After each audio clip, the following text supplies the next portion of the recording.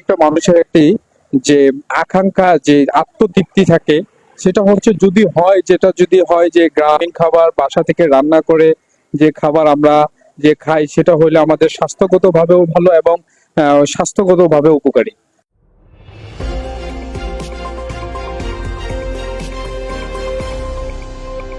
DD24 news. আমরা আজকে এমন একটি জায়গায় দাঁড়িয়েছি।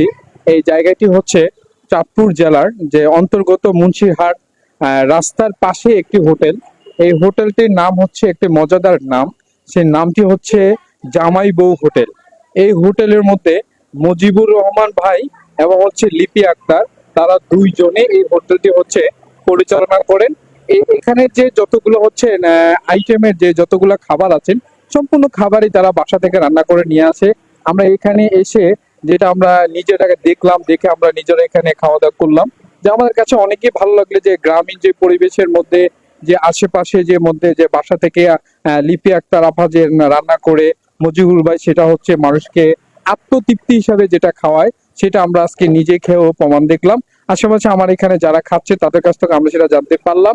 আমি একটু যদি মজিবুর ভাইয়ের কাছে একটু কথা বলার চেষ্টা করব যে ভাই, আপনার এই হোটেলটিতে আপনি হোটেলে কতদিন হলো দিয়েছেন? আমার এখানে 2 মাস 15 দিন।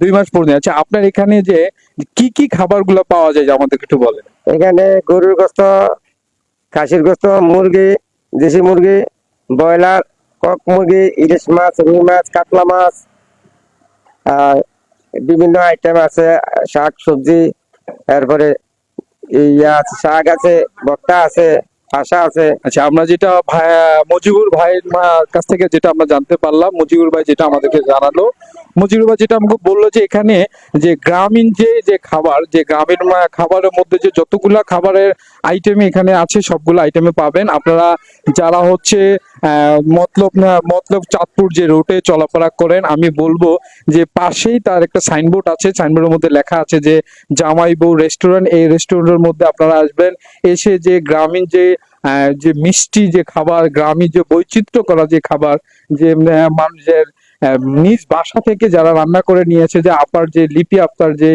সুস্বাদু যে খাবারটা আপনারা এখানে খেয়ে যাবেন।